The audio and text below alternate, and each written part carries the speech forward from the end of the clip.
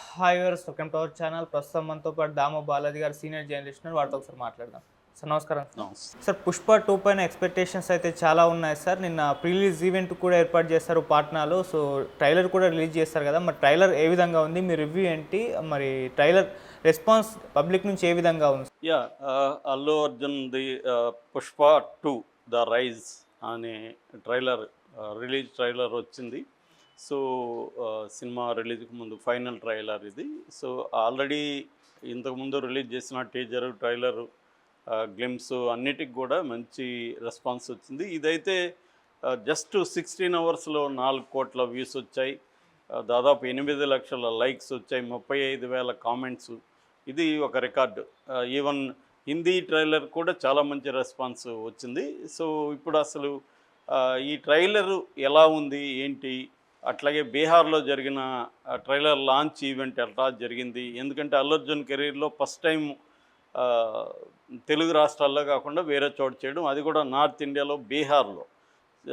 అది కొంత రిస్క్ తీసుకొని ధైర్యం చేసి చేశారని చెప్పచ్చు. సో ఈ కాంటెక్స్ట్లో ట్రైలర్ని మనం విశ్లేషిస్తే ట్రైలరు ఖచ్చితంగా చాలా ఇంటెన్స్ ట్రైలరు. ముఖ్యంగా అల్లు అర్జున్ గ్రోత్ ఏదైతే ఉందో, అంటే ఫస్ట్ ఏమో అతను రైజ్ అవ్వడం ఉంటుంది, ఇక్కడేమో రూల్ అవ్వడం ఉంటుంది. రూల్ చేస్తాడు అంటే రైజ్ అండ్ రూల్.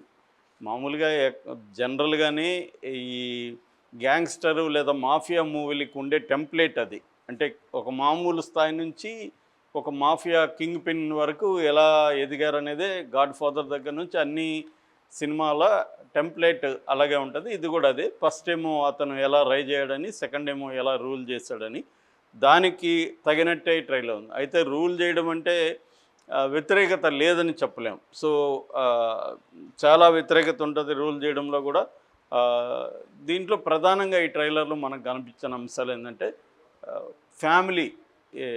దాంట్లో కూడా ఫస్ట్లో కూడా ఫ్యామిలీ వాళ్ళ మదర్ సెంటిమెంట్ కానీ, భార్య ఆమెను లవ్ చేసే విషయం కానీ, ఫ్యామిలీకి చాలా ఇంపార్టెన్సు సుకుమార్ కానీ అల్లు అర్జున్ కానీ ఇచ్చారు. సెకండ్ది వచ్చి ఒక వాళ్ళిద్దరు రొమాన్స్ ట్రాక్, అది కూడా బాగా వర్కౌట్ అయింది. అంటే కొంత కామిక్గా ఉండే రొమాన్స్ ట్రాక్. దీంట్లో కొంత కామిక్గా ఉంటూ సీరియస్గా కూడా ఉన్నట్టుంది. భార్యాభర్తల మధ్య రిలేషన్షిప్, అంటే భార్య కాకముందు ఉండే వ్యవహారం వేరు, భార్య అయినాక ఏంటంటే ఎమోషనల్ రిలేషన్షిప్ కూడా దీంట్లో ఉంది. అంటే ఆ అమ్మాయి క్యారెక్టర్ కూడా బాగా డామినెంట్గా కనబడుతుంది. అట్లాగే దీంట్లో ఒక డైలాగ్ కూడా ఉంది, అదేంటంటే పెళ్ళం మాట మొగుడు ఉంటే ఎలా ఉంటుందో ఈ ప్రపంచానికి చూపిస్తానని అల్లు అర్జున్ చెప్తున్నాడు. అంటే ఆమెకి ఇంపార్టెన్స్ పెరిగింది. శ్రీవల్లి క్యారెక్టర్, శ్రీవల్లి పాత్రకి ఇంపార్టెన్స్ పెరిగినట్టుగా మనకు అర్థమవుతుంది. అల్లు అర్జున్ ఆమె కాళ్ళు పట్టుకుండడం, ఆమె ముఖం సీరియస్గా ఉండడం, తర్వాత అతన్ని తరుముతూ ఇది చేయడం, మదర్ దగ్గర దాక్కోవడం. So fun and emotion, fun, romance ఈ మూడు మిక్స్ చేసినట్టుగా దీంట్లో కూడా కనిపిస్తుంది. అట్లాగే స్టేట్ అంటే గవర్నమెంట్కి సంబంధించిన వ్యతిరేకత ఇతనికి. రాజకీయ నాయకులు కావచ్చు, రాజకీయ నాయకులు మన జగపతి బాబు క్యారెక్టర్ కొగడటం వీరప్రతాప్ అని కింద బోర్డు ఉంది, అతను మాట్లాడుతున్నాడు. ఎవడరా వీడు, వీడు డబ్బంటే లెక్కలేదు, పవర్ అంటే లెక్కలేదని ఒక డైలాగ్ అతనికి పెట్టారు. సో అంటే హీరో ఎలివేషన్ని రకరకాల రూపాల్లో చేయడంలో ఒక టెక్నిక్ ఏంటంటే శత్రువుల దగ్గర పొగిడించడం. ఇది తెలుగు సినిమాల్లో అన్ని సినిమాల్లో కూడా ఇది వాడుతుంటారు. మన దూకుడు లాంటి సినిమాల్లో చూస్తే అందరూ మహేష్ బాబుని పొగుడుతూ ఉంటారు. సో అదొక ఎలివేషన్ మెథడ్స్లో అదొకటి అనమాట. ఎనిమీస్ కూడా పొగుడుతూ ఉండడం, ఆ యాంగిల్లో ఇతను డైలాగ్ ఉంది. తర్వాత మామూలుగా అయితే ఎర్రచందనానికి సంబంధించి జనరల్గా రియాలిటీలో పోలీసులు కుమ్మక్క అవ్వకుండా ఎర్రచందనం స్మగ్లింగ్ అనేది జరగదు. పోలీసులు, రాజకీయ నాయకులు, స్మగ్లర్సు ఇదంతా ఒక నెట్వర్క్గా సాగిపోతూ ఉంటుంది. అది లేకపోతే ఆ స్థాయిలో చేయలేరు ఎవరైనా. కానీ ఇక్కడ ఏంటంటే ఒక స్ట్రాంగ్ అపోజిషన్ ఉండాలి కాబట్టి, హీరో అంటే స్ట్రాంగ్ అపోజిషన్. ఏవి అపోజిషన్ లేకుండా స్మగ్లింగ్ చేస్తే దాంట్లో మజా ఏముంటుంది. అందుకని సినిమాటిక్గా ఏమంటే ఇతను స్ట్రాంగ్ పోలీస్ ఆఫీసర్ ఇతనికి వ్యతిరేకంగా ఉన్నాడు. మన బన్వర్ సింగ్ షెకావత్ క్యారెక్టర్ ఫహద్ ఫాజిల్ది. మామూలుగా అతన్ని అత్యంత క్రూయల్ ఫెలోగా చూపించారు. ఇది హాలీవుడ్ సినిమాల్లో చాలా వాటిలో వాడారు, తెలుగులో కూడా మనకి చాలా వాటిల్లో ఒక క్రూయల్ కామిక్ విలన్ అనే కాన్సెప్ట్ ఒక రకంగా రామ్ గోపాల్ వర్మ పాపులర్ చేశాడు ఈ కాన్సెప్ట్ని. అంటే విలన్ చేత కూడా కామెడీ చేయించడం, దాని తర్వాత కృష్ణవంశీ తీసుకెళ్ళాడు ఆ జానరాని. అలా ఆ తర్వాత పాపులర్ అయింది. అలాగా దీంట్లో కూడా ఈ Shekhawat character comic and sadistic villain.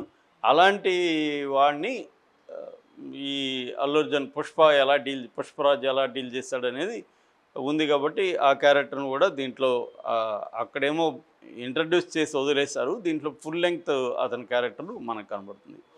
దాని తర్వాత పుష్ప అంటే ఫ్లవర్ అనుకుంటేవా కాదు ఫైర్ అనేది ఎంత పాపులర్ అయిందో మనం చూసాము. దాన్ని ఇక్కడ కూడా రకరకాల రూపంలో వాడారు. పుష్ప అనేది ఒక పేరు కాదు, బ్రాండ్ అని. ఎందుకంటే తను బ్రాండ్గా ఎదిగాడని పుష్ప అనేవాడు. రెండోది పుష్ప అంటే ఫైర్, ఫ్లవర్ అనుకుంటేవా అంటే ఫ్లవర్ కాదంటే వాడు బన్వర్ సింగ్ షెకావత్ గన్ ఫైర్ చేసి ఫైరా అంటే కాదు వైల్డ్ ఫైర్ అని అక్కడ పేల్చడం. ఇదంతా ఇంట్రెస్టింగ్గా చెప్పారు. మామూలుగా ప్రతి హీరో కూడా తాను ఎంత గొప్పవాడో చెప్తుంటాడు అన్ని సినిమాల్లో కూడా, అట్లాగే పక్కనుండే వాళ్ళు చెప్తుంటారు. ఇది కూడా అదే ప్యాటర్న్ కానీ కొద్దిగా డిఫరెంట్ ఇది.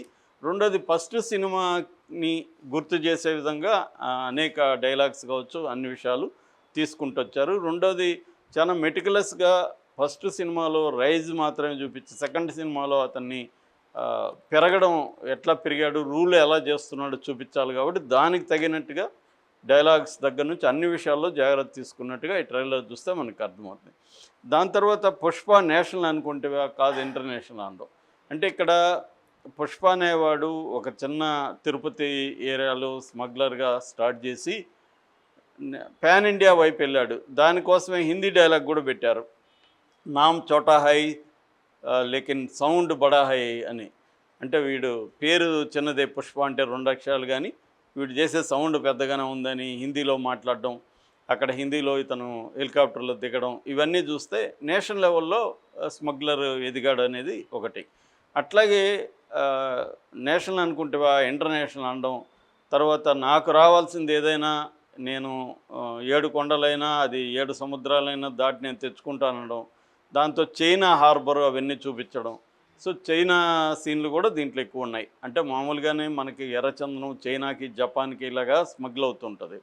సో ఇతను చైనా వరకు కూడా వెళ్తాడు, అక్కడ గ్యాంగ్స్టర్స్తో కూడా ఇతను ఫైట్ చేస్తాడు అనేది ఇక్కడ అర్థమవుతుంది. సో అవన్నీ కూడా ఇంట్రెస్టింగ్గా ఉండే అవకాశం ఉంది. ఎందుకంటే అది కత్తుల ట్రెడిషనల్ కత్తుల ఫైట్లు, అవి వాటితో ఎలా ఇతను డీల్ చేశాడు చైనా హార్బర్లో అనేది కూడా మనకు కనబడుతుంది. సో ఓవరాల్గా అదొకటి. రెండోది ఏంటంటే ఈ అరగుండుది ఒకటి బాగా పాపులర్ అయింది. ఎవరు ఈ అరగుండు అని కొంతమంది తను పవన్ కళ్యాణ్ కోసం ఇలా చేశారు, పట్టాలరావు పవన్ కళ్యాణ్ గుండు కొట్టించాడని, కావాలనే అల్లు అర్జున్ ఈ క్యారెక్టర్ని పెట్టాడు అని. సో దాని ఇది కూడా ఏంటంటే మనకు అర్థమయ్యేది, అతని పేరు జాలిరెడ్డి. సినిమాలో ఫస్ట్ దాంట్లో జాలిరెడ్డి ఉన్నాడు ఫస్ట్ పార్ట్లో. ఆ జాలిరెడ్డి అమ్మాయిని ట్రై చేస్తాడు పెళ్లి చేసుకుందామని, దాంతో అల్లు అర్జున్ దగ్గర తన్నులు తింటాడు. ఇప్పుడు అదే జాలిరెడ్డి గంగమ్మ జాతరలో ఈ వేషం వేశాడని, అరగుండు కొట్టుకొని చెప్పులు వేసుకొని వెళ్ళాడని. అంటే వాడు ఇంకా ఏదో కసి ఉంది కాబట్టి అతని ట్రాక్ ఒకటి వాడారు, అందుకని అతను అరగుండు పెట్టారని. అతను యాక్చువల్గా కన్నడలో మంచి హీరో అతను ధనంజయ్, అతను చేసిన పాత్ర అది అరగుండు పాత్ర. సో ఇక ఓవరాల్గా మనకి ఈ ట్రైలరు హైలీ ఇంటెన్స్ ఉంది, నేను చెప్పిన ఎలిమెంట్స్ ఉన్నాయి. దాని తర్వాత ఇంకొక ఎలిమెంట్ కూడా చెప్పాలి, అదేంటంటే ప్రజలకి ఇతను దగ్గర అవ్వడం. అంటే ఒక మంచి స్మగ్లర్ అనమాట.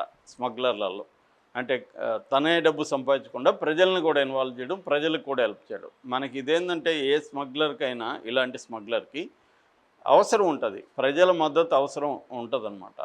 మనకి వీరప్పన్ కూడా, నేను వీరప్పన్ బయోగ్రఫీ కూడా ఆల్రెడీ చెప్పున్నాను మన ఛానల్లో. వీరప్పన్కి కూడా ఈ లక్షణం ఉంది. వీరప్పన్ ఏంటంటే చుట్టుపక్కల జనం కోఆపరేషన్ లేకుండా వీరప్పన్ దాదాపు 30 ఏళ్ళ పాటు నేషనల్ లెవెల్లో పోలీసుల్ని ఎస్టీఎఫ్ని ఎదుర్కొని 30 ఏళ్ళ పాటు సర్వైవర్ అంటే మాటలు కాదు.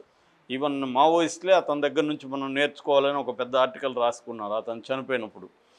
ఆ స్థాయిలో అంటే ప్రజల హెల్ప్ని ఎలా ఉండాలంటే 2 రకాలుగా వీరప్పన్ ఫాలో అయ్యాడు.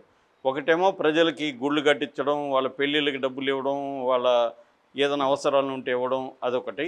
2 ఏదైనా పనులు చెప్పాడనుకో, వేరే పనులు ఎర్రచందనం ఇంకోటో మోసుకుపోయాడనుకో, అందరూ రూ. 50 ఇస్తుంటే ఇతను 500, 1000 ఇవ్వడం. ఆ స్థాయి తేడా ఉంటుంది. అందువల్ల ఏమవుతుందంటే ఇతను ఏం చెప్పినా వాళ్ళు చేస్తారు.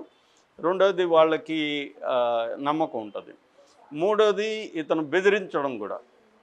వాళ్ళ భయం కూడా. అంటే భయము, ఆశ ఈ 2 కలిగించడం ద్వారా వీరప్పని కంట్రోల్ చేసుకున్నాడు. దీంట్లో కూడా అదే కనబడుతుంది. ఇక బీహారు మన ట్రైలర్ మీటింగ్‌కొస్తే వాళ్ళే షాక్ అయ్యారంట. అంత జనం వచ్చేసారు బీహార్‌లో. మామూలుగా వీళ్ళు అనుకోలేదు. పాట్నాలో పెట్టారు. గాంధీ మైదాన్ అనే ఒక దీంట్లో గ్రౌండ్‌లో. వీళ్ళు ఇంత జనం వస్తారనుకోలేదు. పెద్ద ఎత్తున జనం వచ్చేసారు. అక్కడ ఆల్రెడీ 'అనిమల్' ద్వారా రష్మిక మందన్న కూడా పాపులర్. అల్లు అర్జున్ సినిమాలంతా వాళ్ళకి ఆల్రెడీ తెలుసు అనమాట. వాళ్ళకి ఫేవరెట్ హీరోల్లో అల్లు అర్జున్ ఒకడు. ఎందుకంటే హిందీ బెల్ట్లు ఏమవుతుందంటే హిందీలో మాస్ సినిమాల ప్రొడక్షన్ అనేది లాంగ్ బ్యాక్ 20 ఏళ్ళకు ముందుగా ఆగిపోయింది.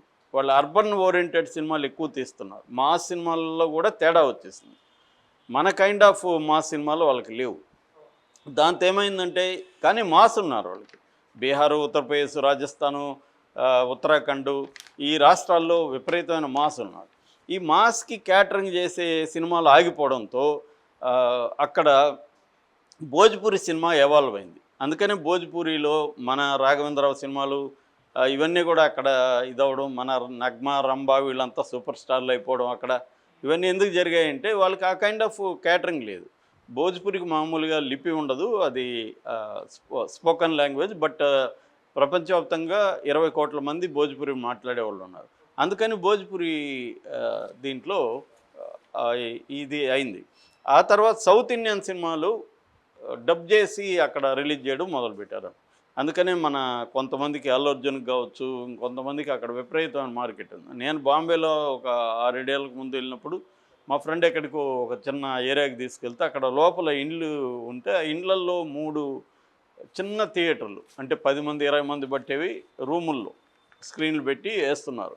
ఆ మూడిట్లో కూడా చిరంజీవి సినిమాలు, అల్లు అర్జున్వి వెళ్తున్నాయి. ఏంటిది అని అడిగితే అవును సార్ వీళ్ళవే ఎక్కువ చూస్తున్నారని చెప్తున్నారు అక్కడ. సో ఆ స్థాయిలో మనోళ్ళు అక్కడ పాపులర్. అందుకని పుష్ప 2 కూడా కరెక్ట్గా ఆడియన్స్కి కనెక్ట్ అవుతుంది కాబట్టి బీహార్లో తెలివిగా పెట్టారు. డైలాగ్ కూడా అక్కడ హిందీలో మాట్లాడాడు. పుష్ప కభీ జుకేంగా నహీ, అంటే జుకేంగా నహీ అంటే ఎవరికి బెండ్గాడు పుష్ప, లేకిన్ పెహ్లీ బార్ ఆప్కే ప్యార్ కే లియే జుకేంగా. సో ఫస్ట్ టైం మీ ప్రేమ కోసం నేను బెండ్ అవుతున్నాను అని చెప్పడం, దాంతో విపరీతంగా జనాలు రెస్పాన్సు బాగుంది. దాన్ని మన రిలీజ్ కూడా నార్త్లో అనిల్ తడాని చేస్తున్నాడు ఏఏ ఫిల్మ్స్ ద్వారా. ఆల్రెడీ అతను బాహుబలి, RRR, KGF ఇలాంటి ఫిల్మ్స్కి సక్సెస్ఫుల్గా చేశాడు. తను చేస్తున్నాడు. తను కూడా చాలా హ్యాపీగా ఫీల్ అయ్యాడు. రెస్పాన్సు టికెట్గా కన్వర్ట్ అవుతుందని ఆశిస్తున్నానని